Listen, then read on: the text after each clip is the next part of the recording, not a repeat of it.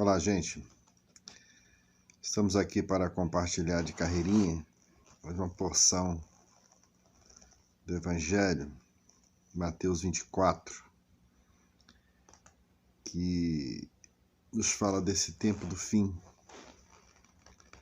nos fala desse momento de pânico para muitos de nós, nos fala desse momento de estresse, ansiedade, depressão,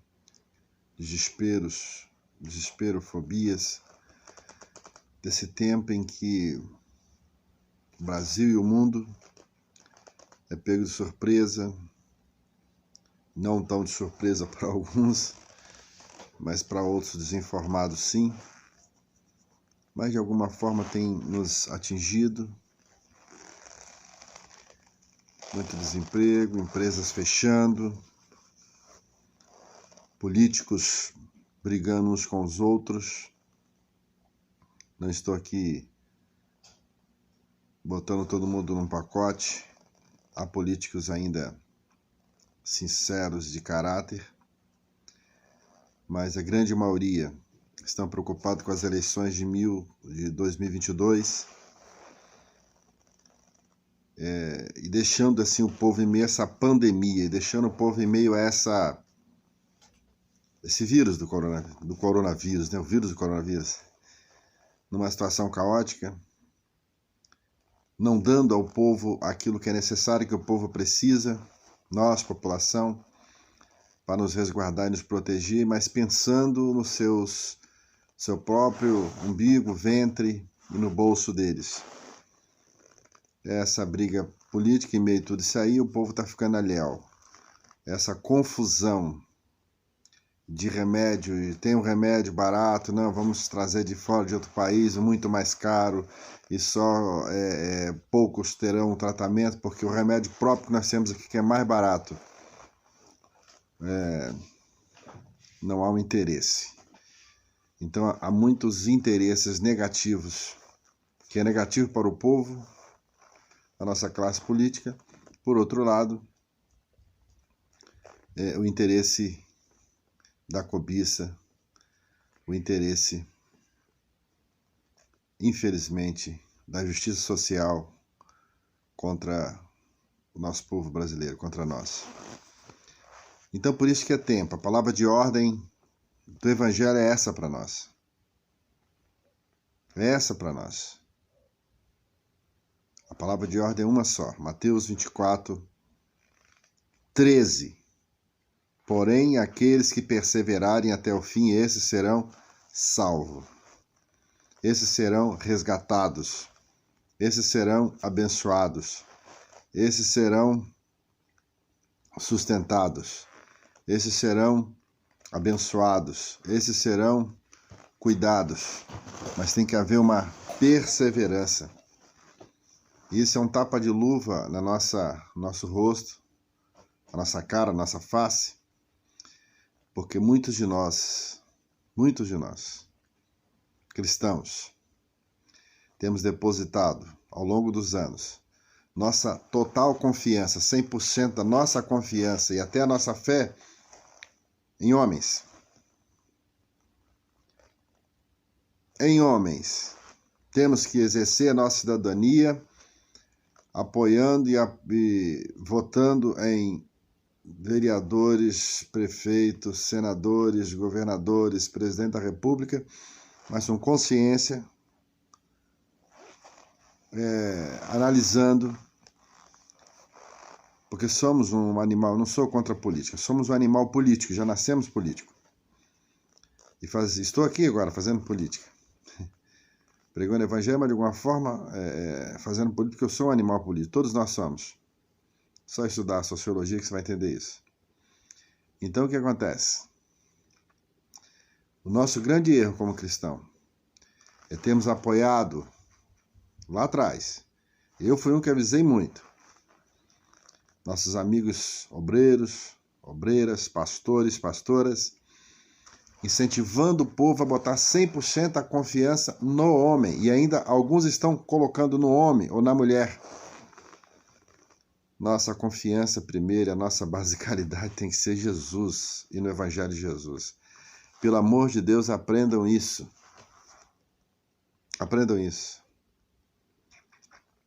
Se Deus não estiver guardando a cidade, guardando o Brasil, guardando as instituições, guardando a igreja, as denominações, as religiões, em vão vigia o sentinela. Não é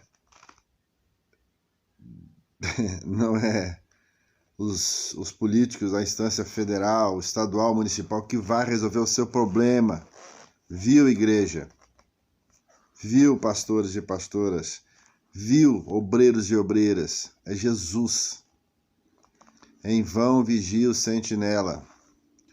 Se o Senhor não for a basicalidade para guardar, a basicalidade para estar à nossa frente, como cidadão, como brasileiro, como cristão ou como qualquer outra religião, se não for Jesus a base, vai tudo por água abaixo. Alguns estão desesperados aí, meu Deus, agora talvez vão baixar uma lei onde não poderemos ter nem culto online. Ou não poderemos evangelizar nem na rua. Ou não poderá ser anunciado o evangelho nas casas. A perseguição, ela primeiro começa mudando as leis. E há anos as leis vêm sendo mudadas, para chegar onde chegou. Aproveite-se a pandemia, que é um pretexto para que intensifique-se a perseguição contra o evangelho e aqueles que pregam o evangelho. Agora, a culpa é deles? Não, a culpa é nossa. Nossa confiança tem sido mudada ao longo dos anos em confiar 100% não no evangelho nem no dono do evangelho que é Jesus. E até incentivando os membros, as ovelhas da igreja a depositar 100% sua confiança neste homem político, nessa mulher política, porque ele ou ela é a solução para o Brasil. Não é a solução para o Brasil, é Jesus. Aprendam.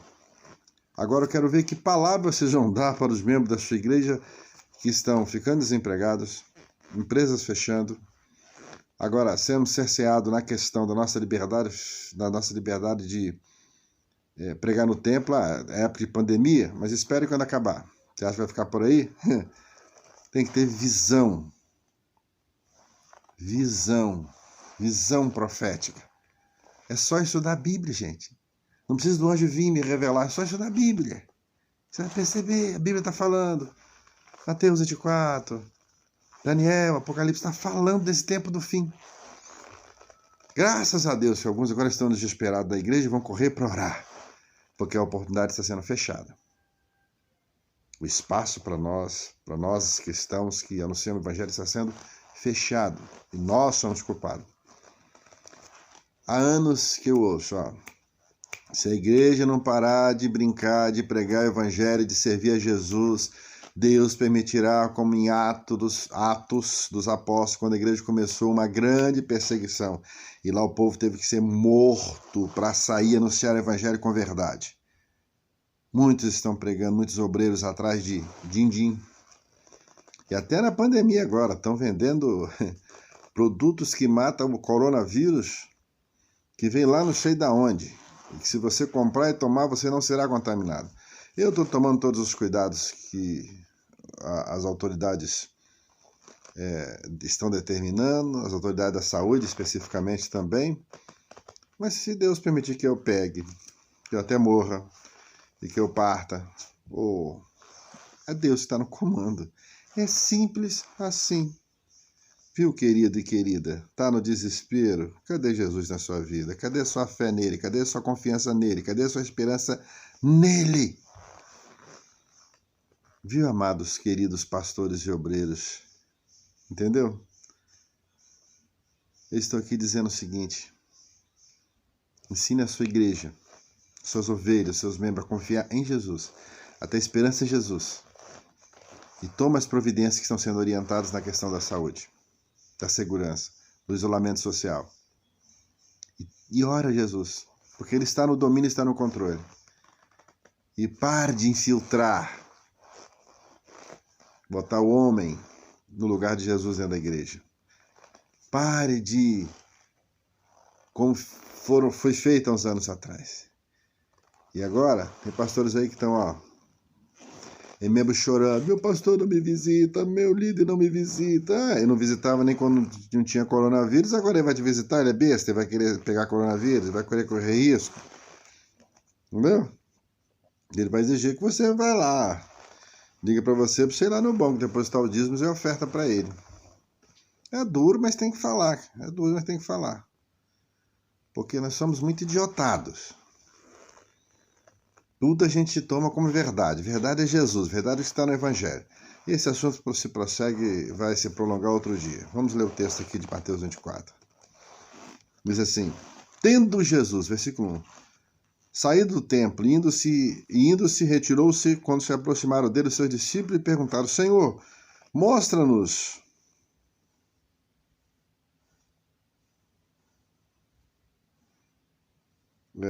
eles saíram para mostrar a grande construção do templo. Jesus, porém, disse para eles: estão vendo esse templo de Jerusalém? Um templo enorme, poderoso, maravilhoso, majestoso. Em verdade vos digo que não ficará pedra sobre pedra, que não seja derribado. Uma palavra profética de Jesus. No ano 70,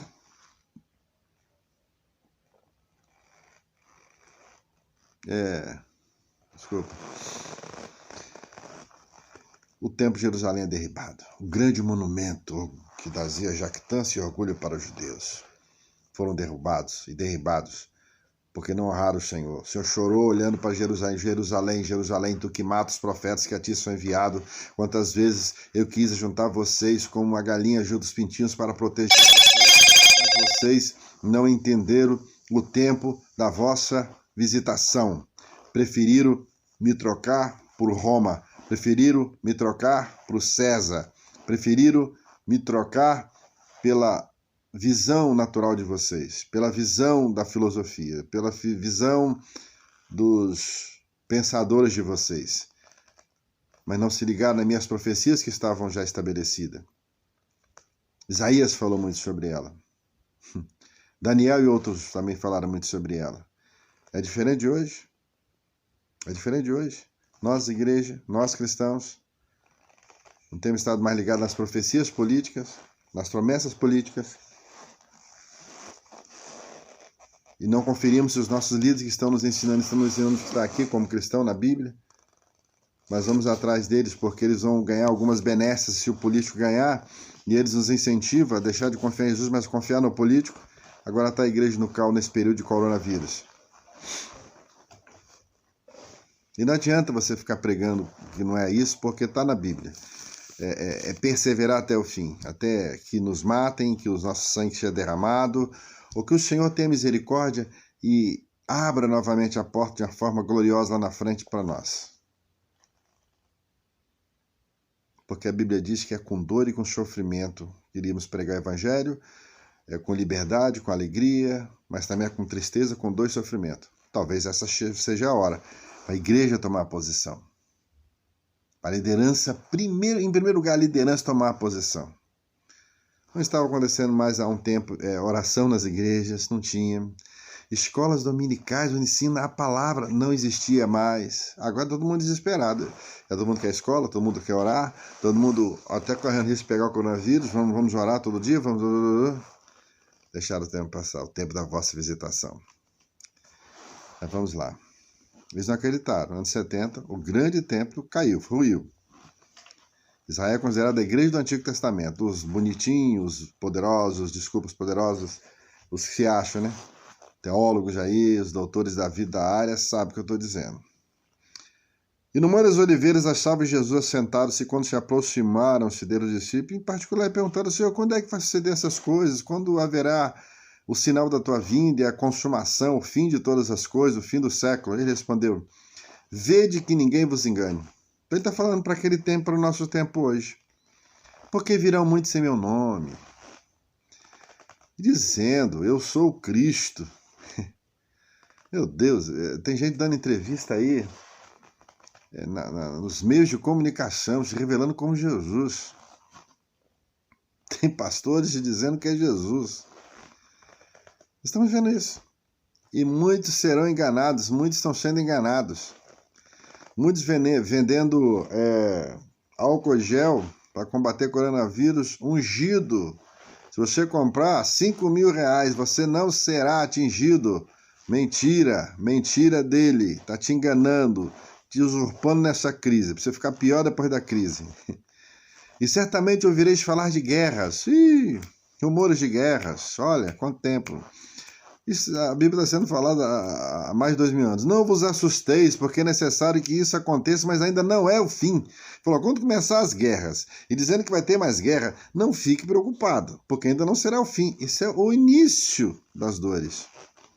Se levantará nação contra nação, reino contra reino, estão se levantando. Fomes, terremotos, pestes, doenças, vírus, bactérias. Reino contra reinos em vários lugares da terra. Jesus, agora, estão acordando? Jesus já falava isso? Sim. Mas eu não sabia. Eu sou cristão. Porque o seu líder na igreja não ensinava. Ou não conhece a Bíblia. Se não conhece, tem que dar lugar para outro. E ele sentar e um que tenha o conhecimento ensinar. É simples assim, é duro assim. Porém, tudo isso é princípio de dores. Vai vir coisas piores. Então sereis atribulados, tribulação, luta, batalha, vos matarão. Irmão, isso aqui vai ser acontecer no período da grande tribulação, depois do arrebatamento. Me prove. Estou aqui pregando milenismo, pré-milenismo, tribulacionismo, a tribulação antes do milênio, depois do arrebatamento. Né? Me prove. Esse negócio de teoria, vamos para a prática do Evangelho. E vocês serão mortos, vocês serão odiados. Israel já foi odiado, continua sendo e será. Agora é a igreja, é o nosso tempo de ser odiado. E todas as nações por causa do meu nome. Está entendendo? Porém, tudo isso é o princípio das dores. Então sereis atribulados e vos matarão. E nesse tempo muitos vão de se escandalizar, trair e odiar-se uns aos outros. Aí a confusão no meio do próprio cristianismo, no meio do próprio cristão, no meio da própria comunidade. Né? A gente falando aí, só continua falando prosperidade. Claro, Deus é o Deus da prosperidade, mas é o Deus que permite luta, batalha, sofrimento e dor e até morte para que nós cresçamos.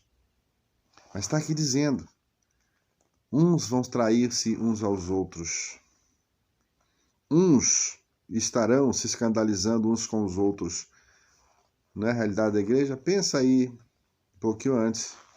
Pensa aí no mês do carnaval para trás. Aí 2019, 2018, 2017, e vai para trás. Como muita gente se afastou do meio cristão, outros se desviaram, outros mudando de igreja como se muda de galho em galho em galho, por causa de tanta fofoca e tanta encrenca, e ainda não aprenderam nessa pandemia, ainda tem gente ainda julgando, condenando. E se algum cristão pegou o coronavírus ou está em tratamento, já estão julgando lá. É pecado. Pecado, rapaz. Se converter.